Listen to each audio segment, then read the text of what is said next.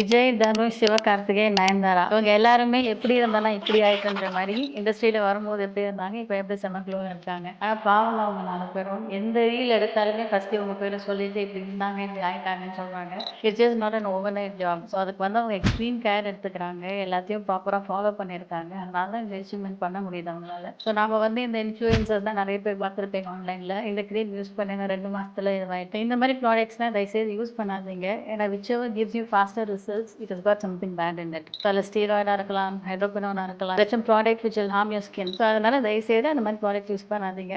So நல்ல tips follow பண்ணணும்னா eat healthy food. So என்னென்ன நல்ல ஃபுட்டுனா சாப்பிட்டா க்ளோயிங் ஸ்கின் வரணும்னு தெரிஞ்சுக்கணும்னா just comment healthy food and will send you the PDF. ரெகுலராக ப்ராப்பரான ரொட்டீன் ஃபாலோ பண்ணுங்க. ஒரு சில 2 மாதம் யூஸ் பண்ணிட்டு ஒன்றும் தெரியலன்னு விட்டுருவாங்க. அப்படி இல்லாமல் you should use any skin care product ஒரு 4 மாதம் யூஸ் பண்ணால் தான் ப்ராப்பரான ரிசல்ட் தெரியும். அதை கன்சிஸ்டண்டாக யூஸ் பண்ணிக்கிட்டே வந்தீங்கன்னா it will definitely give you good results. And மூணாவதா நம்ம ஜென்ரல் பப்ளிக்னா ஏதாச்சும் ஒரு ஃபங்க்ஷனோ ஈவெண்ட்டோ வரும்போது மட்டும் தான் ட்ரீட்மெண்ட் எடுத்துப்பாங்க. பட் அவங்கன்னா வந்து ரெகுலராக அதை maintain பண்ணணுன்றதுக்காக they do monthly rituals, என்னென்ன தேவைப்படுதோ அதெல்லாம் கட்டாயமாக பண்ணிட்டு இருப்பாங்க. ஸோ இதெல்லாம் பண்ணுறதுனால தான் அவங்க ஸ்கின் உங்களுக்கு பியூட்டிஃபுல்லாக மாறி இருக்கு. அதனால பிளைண்டாக எதையும் ஃபாலோ பண்ணாமல் just make sure you also follow a proper regimen.